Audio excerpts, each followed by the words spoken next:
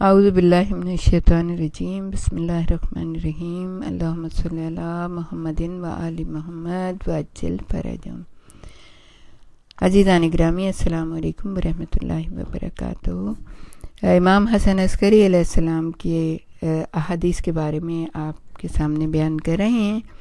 امام نے بہت چھوٹی چھوٹی سی امام کی سینگ ہیں، لیکن اس میں اتنا ڈیپتھ ہے، اتنا کردار سازی اگر انسان کوئی کرنا چاہے اپنی، تو امام کی احادیث کو پڑھے، نہ صرف پڑھیں بلکہ لکھ کے اپنے لگا لیں، اپنے جہاں پہ آپ کا رہنے کا وہ ہوتا ہے وہاں پہ لکھ کے لگائیں، اپنے بچوں کو سمجھائیں، اپنے بچوں کو اس طرف راغب کریں کہ امام کی احادیث کو یاد کر لیں۔ وہ تو امام نے کینہ اور بغض کے بارے میں ہم آپ کو بتائیں گے کہ کینہ اور بغض نہ تو انسان کو خود سکون لینے دیتا ہے اور نہ ہی دوسروں کو چین کا سانس لینے دیتا ہے۔ بہت بہت اس کے بارے میں کتابیں بھری پڑی ہیں یہ ان خرابیوں کے بارے میں، حسد ہے، کینہ ہے، بغض ہے۔ اس کے بارے میں تو اتنا زیادہ کہا گیا ہے کہ کوئی شخص جو ہے نا اس قسم کی اپنے اندر یہ نہ رکھے، لیکن افسوس کے ساتھ کہنا پڑتا ہے کہ ہم لوگ اس طرف بالکل توجہ نہیں دیتے۔ امام نے ارشاد فرمایا، انسانوں میں سب سے زیادہ کم سکون کینہ تو شخص کو ہوتا ہے۔ اگر ہمیں سکون چاہیے، اگر ہمیں راحت چاہیے، اگر ہمیں آرام چاہیے، تو ہم دوسروں کے ساتھ کینہ نہیں رہے، یعنی کینہ پرور شخص جو ہوتا ہے نا اس کو کبھی بھی سکون نہیں مل سکتا۔ امام نے کہا سب سے زیادہ کم سکون والا جو شخص ہوتا ہے وہ کینہ تو اس شخص ہوتا ہے۔ تو کوشش کریں گے انشاءاللہ کہ یہ چیزیں جو ہے نا ہمارے دل سے نکل جائیں۔ انسان کی زندگی کا مقصد اصل میں کیا ہے؟ انسان کی زندگی کا مقصد ہے قرب پروردگار عالم، اور یہی اس کی کامیابی کا راز ہے۔ جب انسان اپنے پروردگار عالم کا قرب چاہتا ہے تو اسی کی رضا اور خوشنودی کے لیے ہر کام انجام دیتا ہے، چاہے اسے خود کتنی ہی تکلیف اٹھانی پڑے۔ پھر واجبات کی ادائیگی، محرمات اور گناہوں سے پرہیز کے ساتھ مشکوک چیزوں سے بھی پرہیز کرتا ہے، یعنی کہ پہلے تو وہ ڈرتا ہے لیکن بڑی بڑی چیزوں سے اپنے دامن بچاتا ہے، لیکن مشکوک چیزیں جو ہوتی ہیں کہ پتہ نہیں یہ حلال ہے کہ حرام ہے، اس سے بھی اپنے آپ کو بچاتا ہے۔ تو امام دیندار لوگوں کے اوصاف بیان کرتے ہوئے فرماتے ہیں، پرہیزگار ترین انسان وہ ہے جو مشکوک اور مشتبہ چیزوں سے بھی پرہیز کرے۔ عبادت گزار ترین شخص وہ ہے جو واجبات اور فرائض کو انجام دے۔ واجبات اور فرائض یہ نہیں کہ بس واجبات کریں، یعنی گھنٹوں بیٹھے ہوئے ہیں اور نماز پڑھیں اور روزے پہ پورے سال میں زیادہ تر روزے رکھنے، فرائض کو بھی انجام دینا ہے، اپنے بچوں کو بھی دیکھنا ہے، اپنے گھر کو بھی دیکھنا ہے، اپنے محلے پڑوس کو بھی دیکھنا ہے، اللہ کے بندوں کو بھی دیکھنا ہے کہ کوئی غریب تو نہیں ہے، کوئی بےکس تو نہیں ہے، کسی کو ہمارے ہاتھوں سے مدد کی ضرورت ہے یا کسی کو ہمارے پیسے کی ضرورت ہے، تو ان تمام چیزوں کو بھی دیکھنا ہے۔ زاہد ترین انسان کے بارے میں امام نے فرمایا، زاہد ترین انسان وہ ہے جو حرام کو چھوڑ دے۔ جب اسے پتہ چلے کہ یہ چیز حرام ہے تو اس سے ہٹ جائے، فوراً اس کو چھوڑ دے۔ اور پھر کہا کہ سب سے زیادہ کوشش کرنے والا انسان ہے وہ ہے جو گناہوں کو ترک کر دے۔ جیسا کہ ہم نے پہلے بھی بتایا کہ امام ائمہ نے اس قدر اس کے بارے میں کہا ہے کہ چھوٹے سے چھوٹے گناہ کو چھوڑ دو۔ اب چھوٹے سے چھوٹے گناہ کو انسان چھوڑ دے گا اگر، تو ظاہر ہے کہ وہ پاک و پاکیزہ ہو گیا، اس کے کردار میں کتنی متانت ہو گئی، کتنی سنجیدگی ہو گئی، کتنا وہ لوگوں کی مدد کرنے لگا، بس اچھائی ہی اچھائی ہوگی۔ پھر تو اس سے بہتر بندہ اور کون ہو سکتا ہے؟ اللہ کے قرب میں اس سے بہتر کون جا سکتا ہے؟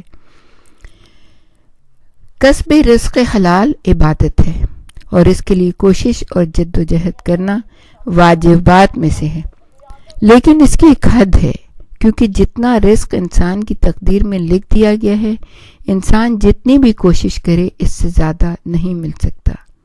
آپ نے دیکھا ہے نا کہ لوگوں کے پاس اتنا اتنا اتنا ہوتا ہے، لیکن وہ ان کا اپنا نہیں ہوتا ہے، وہ تو ان کا اپنا وہ ہوتا ہے، جیسے ہم نے کھا لیا پی لیا، اچھا گھر لے لیا، اچھی سواری لے لی، اچھی طرح سے شادی کر لی، اپنے بچوں کے اوپر اس کے بعد باقی کا جو ہے نا وہ دوسروں کا ہے، اللہ کی مخلوق کا ہے. تو اتنی زیادہ نہیں کہ دنوں رات بس اسی کے جد و جہد میں لگے ہوئے، بھاگے جا رہے ہیں، نہ واجبات کے اوپر عمل کریں، نہ مستحبات کے اوپر عمل کریں، نہ لوگوں کی مدد کریں، کچھ بھی نہیں کر رہے ہیں، بس بھاگ رہے ہیں کہ رزق حاصل کرنے کے پیچھے. تو کتنا امام نے کہا جس رزق کی ضمانت دی جا چکی ہے وہ تمہیں فرائض پر عمل کرنے سے نہ روک دے. کتنی خوبصورت بات ہے کہ تمہارے رزق کی تو ضمانت دے دی اللہ تعالیٰ نے، اتنا ہی انسان کھائے گا نا کہ جتنی بھوک ہے، اس سے زیادہ تو نہیں کھا سکتا، ورنہ جسم میں فساد برپا ہو جائے گا. زیادہ کھانے سے کیا ہوتا ہے، انسان اوبیس ہو جاتا ہے، انسان جو ہے نا اس کے پرابلم ہو جاتے ہیں، اس کے جسم میں معدے میں پرابلم ہو جاتے ہیں. جسم جو ہے نا آج کل تو ہر چیز کے بارے میں بتایا جاتا ہے کہ کس طرح سے اپنے آپ کو فٹ رکھنا ہے، کس طرح بیماریوں سے بچنا ہے. تو اللہ تعالیٰ نے رزق کی ضمانت لی ہے، رزق اتنا مل جائے گا. مگر یہ نہیں ہے کہ آپ نماز چھوڑ دیں، آپ روزے چھوڑ دیں، آپ حج چھوڑ دیں، آپ زکوٰۃ نہیں دیں، بس جو بھی ہے وہ لے لیں، ہمارے پاس آ جائے. اللہ تو امام یہ کہتے ہیں کہ تمہیں فرائض پر عمل کرنے سے روک نہ دے یہ جد و جہد، بھاگ دوڑ، صبح دوپہر شام، کہ سب کچھ ہمارے پاس آ جائے. اتنی خوبصورت سی بات کہی امام نے. اکثر دیکھا گیا ہے کہ لوگ طہارت کے معاملے میں بہت ہی زیادہ محتاط ہوتے ہیں، اور آہستہ آہستہ یہ جو ہے نا ان کا وسواس یعنی کہ وہم بن جاتے. ذرا سی کہیں پہ چھینٹ آ گئی، اب کھڑے میں نہا رہے ہیں اور جو ہے نا اپنے پاک کر رہے ہیں اپنے آپ کو. تو یہ جو منع کیا گیا ہے، وسواس سے منع کیا گیا ہے، ایسی صورت میں وہ ایک نیک کام تو کرتے ہیں لیکن حرام کام میں مبتلا ہو جاتے ہیں. بار بار غسل کرنا، وضو کرنا پانی اور وقت کا ضیاع ہے، جو اسراف میں شامل ہے، اور اسراف حرام ہے.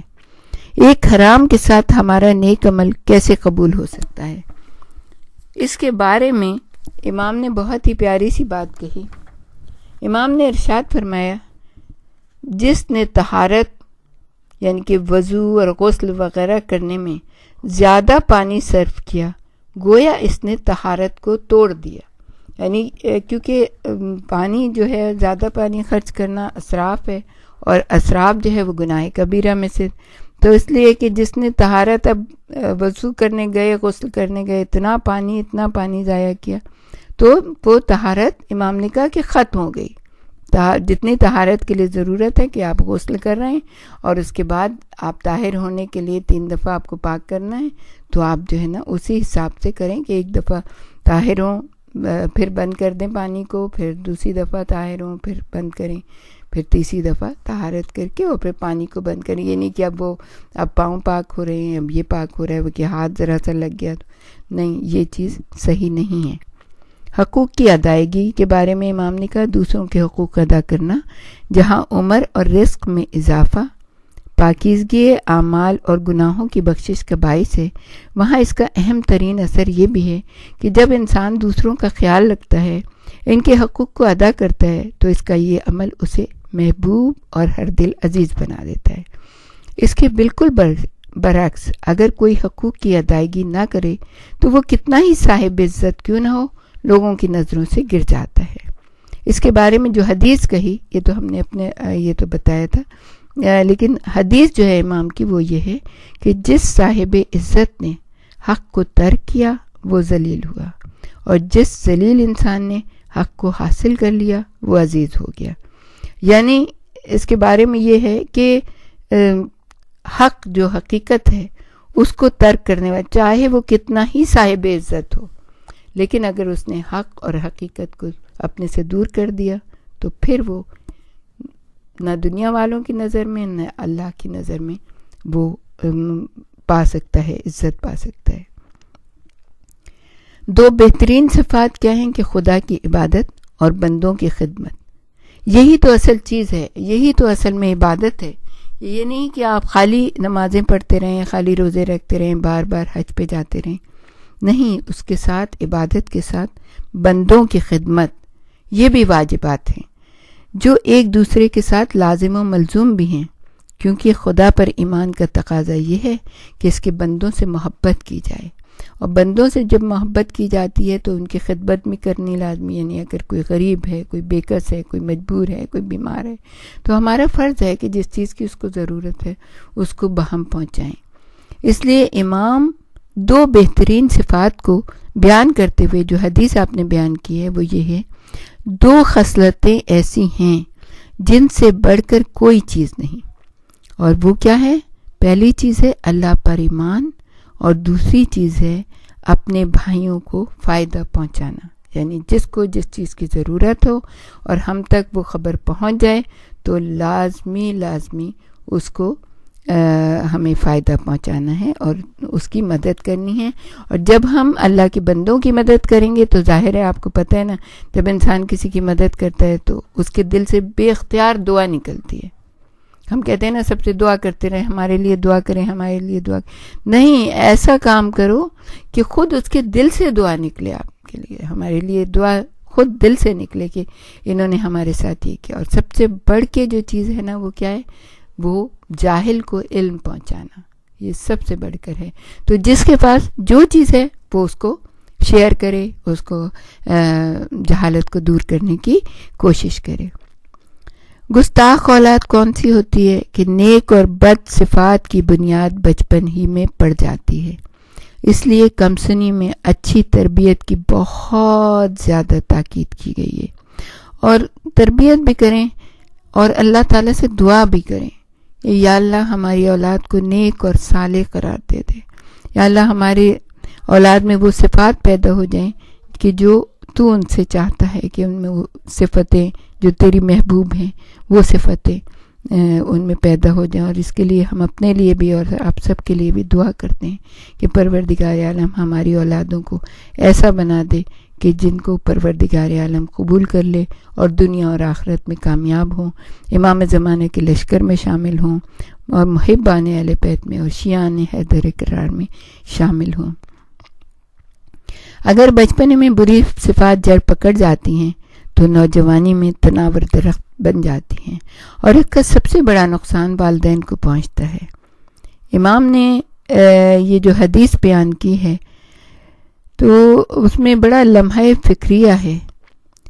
امام نے ارشاد فرمایا، بچپن میں باپ کے مقابلے میں بیٹے کی جسارت بڑی عمر میں اسے نافرمانی تک پہنچا دے گی۔ یعنی دیکھا ہے نا کہ بعض بچے اپنے ماں باپ سے چیخ کے بولتے ہیں اور ان کی نافرمانی کرتے ہیں، تو قرآن میں کیا کہا گیا کہ اف تک نہ کرو، اپنے والدین کے سامنے اف تک نہ کرو۔ اور اس کے لیے ہم نے امام زین العابدین علیہ السلام کی صحیفہ کاملہ کی ایک دعا ہے جو والدین کے حق کے لیے ہے اور اولاد کے حق کے لیے، تو آپ لوگ اس کو سنیے گا، بار بار سنیے گا، تاکہ ہم اپنے بچوں کو اچھی تربیت دے سکیں، ان کے لیے دعا کر سکیں۔ امام نے ارشاد فرمایا کہ اگر بچپن میں بچے بدتمیز ہوتے ہیں، یعنی کہ مفہوم یہ ہے، اور باپ کے مقابلے میں ان کے زبان سے برے الفاظ نکلتے ہیں، یہ چیختے چلاتے ہیں، تو بڑی عمر میں یہ چیز جو ہے نا اتنی پختہ ہو جائے گی کہ وہ بڑی عمر میں اپنے والدین کی نافرمانی کریں گے، اور یہ چیز جو ہے نا ماں باپ کے لیے صحیح نہیں ہوگی، یعنی ماں باپ بھی اس معاملے میں پکڑے جائیں گے۔ اور اس کے لیے ہم نے ابھی بہت ساری مجالس بھی پڑھی ہیں کہ والدین کو کیسی تربیت کرنی چاہیے اپنی اولاد کے لیے، اور انشاءاللہ موقع ملا تو ہم تربیت اولاد کے بارے میں بھی بہت ساری ویڈیوز اپلوڈ کر دیں گے، تاکہ ہمیں سب کو یہ پتہ ہو کہ ہم اپنے اولاد کی کس طرح تربیت کریں، تاکہ آگے چل کے وہ دنیا اور آخرت میں ہمارے لیے رحمت کا سبب بن سکیں۔ وآخر دعوانا ان الحمدللہ رب العالمین۔